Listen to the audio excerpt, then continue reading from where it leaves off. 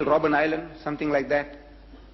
So he says, man, leave it out. But now since they started learning our language and challenging us in our mother tongue,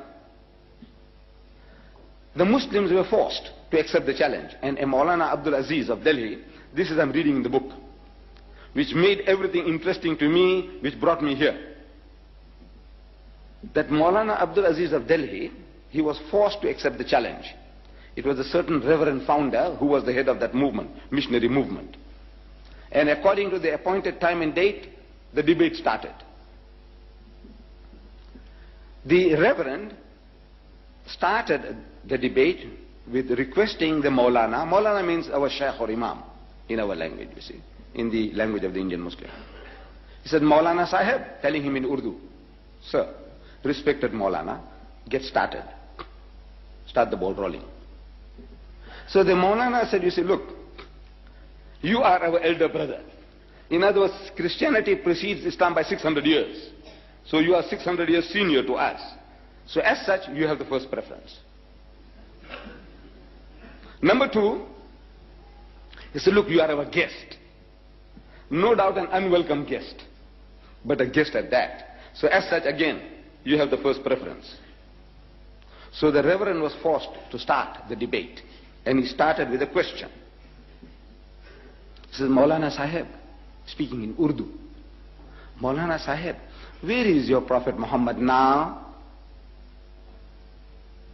So the Maulana, after a pause, he replied that he is in Jannatul Firdaus, in heaven, blessed heaven with God Almighty.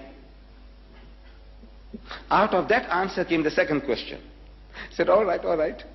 Tell me now, where was he when his grandson Hussein was martyred at Karbala? So the Maulana again thought for a moment, and he again replied, he was still in Jannatul Firdaus, in blessed heaven with God Almighty. Out of that answer came the third question. I'm reading this in the book. He said, all right, now Maulana Sahib, look, if your Muhammad was with his Allah, as you say, and while his grandson was being butchered, Shaheed, at Karbala, didn't he ask his Allah for help? He said, look, my grandson is being butchered, please, have mercy on him, save him. So there was a long pause. And the Reverend couldn't hold his peace. He started stamping his feet. Come on. Did you, didn't he? Didn't he ask his Allah for help?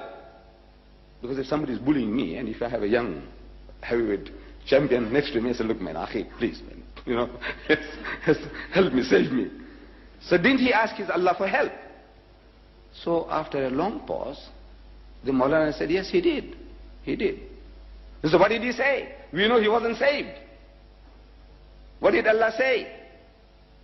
And there was an inordinate pause, undue pause. So the Reverend again started stamping. Come on. What did he say? So the Maulana said, Allah cried. He cried. So what? Allah cried? He said, yes. He said, I couldn't save my own son Jesus. How can I save your grandson?